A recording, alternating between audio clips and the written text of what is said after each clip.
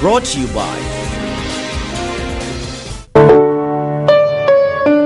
ඔබේ ජයග්‍රාහී මොහොත කුමක්ද?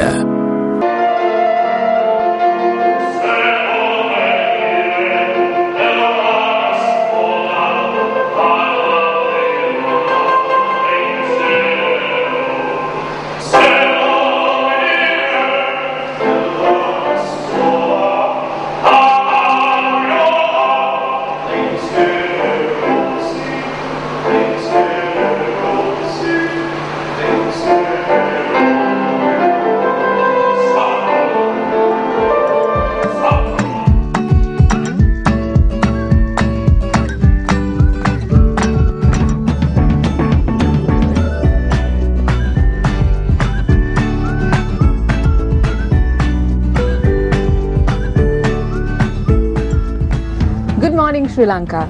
Classical music has become the most wonderful thing that everybody has ever heard in their lives, very, very gradually in Sri Lanka these days. Actually, Colombo is becoming one of the most profound places for eclectic music.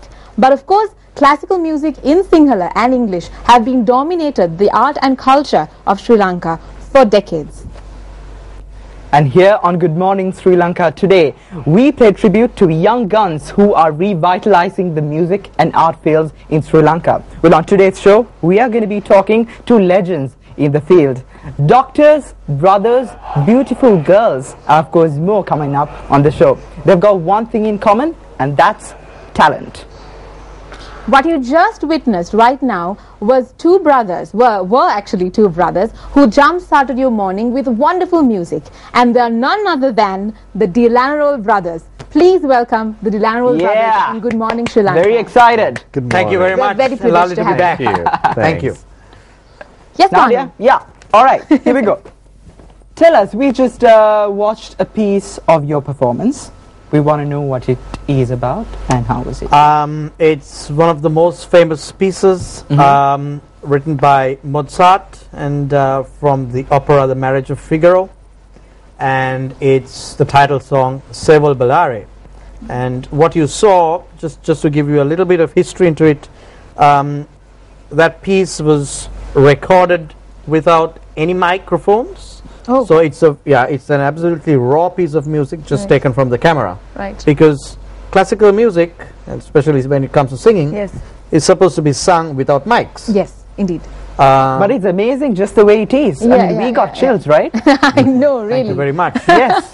And of course, I must pay tribute to the wonderful pianist that's on the piano there, who's a good friend of us and one of the most talented young British pianist, Dr. Jonathan Clark, with whom we have collaborated many times. So tell us a little about the background of that performance. Where was it? And well, that was at the Mount Lavinia Hotel. Okay. And one of the reasons why we selected that was because of the architecture, so that it gives a very colonial atmosphere. Okay. And also because of the wooden flooring, which is very important for this type of music. All right, Ishan, getting back to you, this is the first time we are going to be talking on the show. How do you define the genre of music that you do?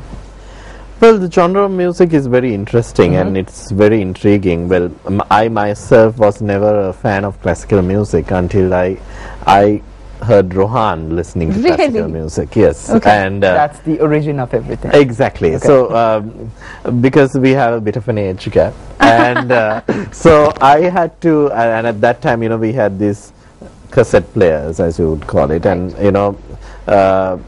there was no escaping it because Rohan would play it as loud as ever. Okay. And so I actually started liking it, not because I liked it. I think I had to like it because that was the only thing I heard at home. Okay. Okay. One of your performances is queued up right now, so we're gonna go to that.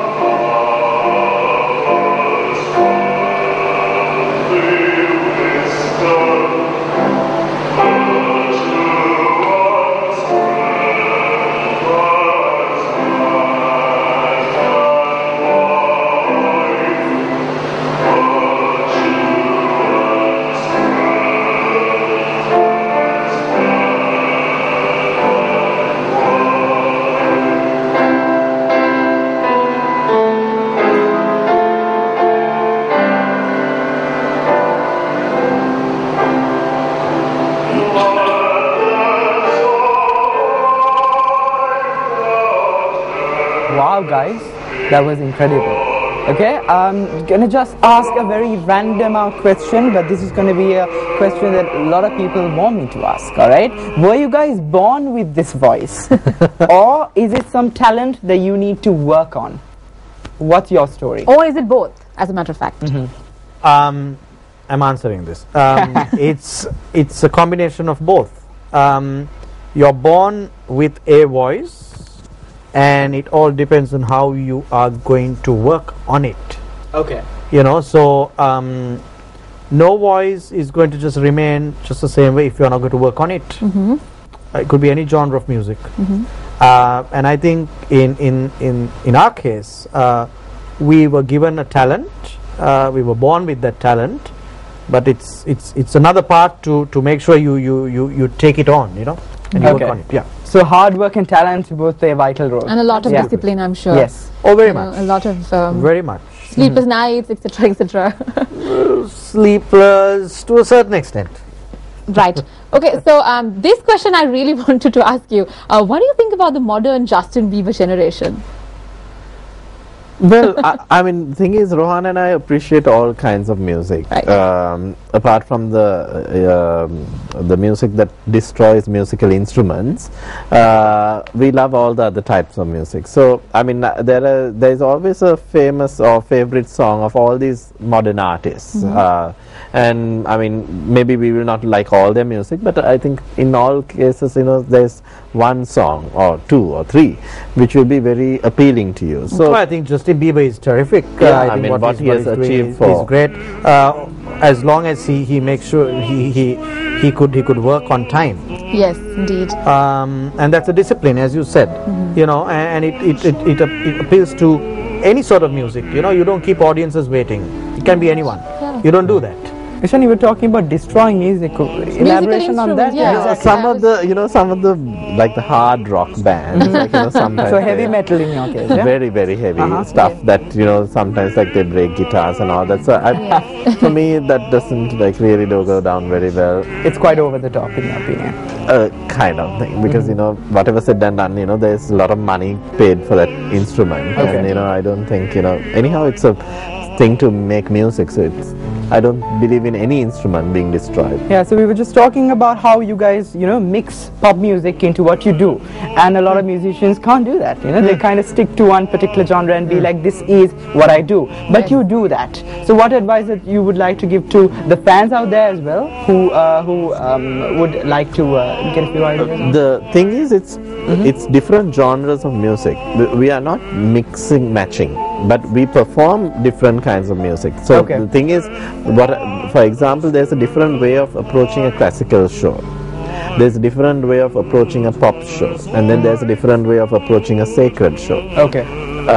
You cannot do, I mean, basically what I'm trying to say is you can't do all in one show. Now some people, in our case, they would like to have a show with all this music in one, but we don't, I mean, it's not a easy thing to do. Yeah. One is, and then we have our different markets which we have made, different fan bases for different kinds of music. So we like to keep it separate and rather not mix it up, because some people, you know, five fingers are not the same. Okay. One person Yeah. will like the pops, one person will hate the pops. So it's something like that. So we have a very diverse and a huge variety in our audience, and we like to keep it that way. Yeah, that is one of the reasons why we have people coming and saying, oh, you know, you should have added a classical piece into that repertoire, which is a pop repertoire. And Yeah. it doesn't work that way, because people who come to watch a pop show come to watch a pop show, exactly. not a classical show. Yes. Yeah. Talking about that, actually, what is the song we're hearing in the background? So what you're hearing now Yes. is what Ishan is singing. Okay. In fact, for a moment I thought it was I who was singing, but now I figure it out that it's him, because he has this deep bass voice. That is from the Magic Flute, and I think it's Oasis and his series. So you gotta compete against each other on your Yes. voice. Who We frankly, did we did compete once, and now of course he's stolen that song from me. I used to sing Old Man River from Showboat years ago, Right. and I was told that I sing it the best, and then he said he wants to sing it, and now he's stolen it from me and he sings it better than me. So currently, right now, who is a better singer? Yes. When it comes to Old Man River, Basically anything, overall. generally. Yes. I think I think it's both- very difficult to say, yeah, but I think I always Ishan has compliment its him. strengths. Definitely. Ishan has a very low register. And he has a very high register. So between us, once a reviewer said, like, I think we have about 4 octaves. So Okay. which is a great span. So you guys have been around the world and performed at like amazing places. Tell us a few places that you performed. Tell us how you enjoyed it and how honored was it to perform there. Like for example, the Carnegie Hall in New York.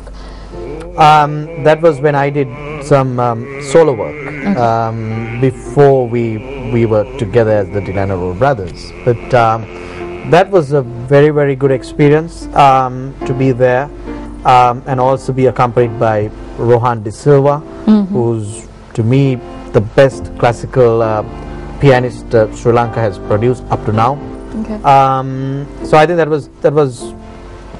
that was fantastic performing there. But together, I think we've done the Asia Society Hall in New York, which was in 2012, again with Rohan De Silva, who's in fact a very good friend of mine and ours. Yeah. And then the concert we did in Germany, which was in a castle with a pianist by the name of Bernd Puschmann, who just came like an hour before the show, and we gave him the music and he just ran through it just like that, which was terrific. Another concert we did in Dorset in London with another fantastic pianist, forget his name now, the name skips me. Duncan Emerson, I remember now.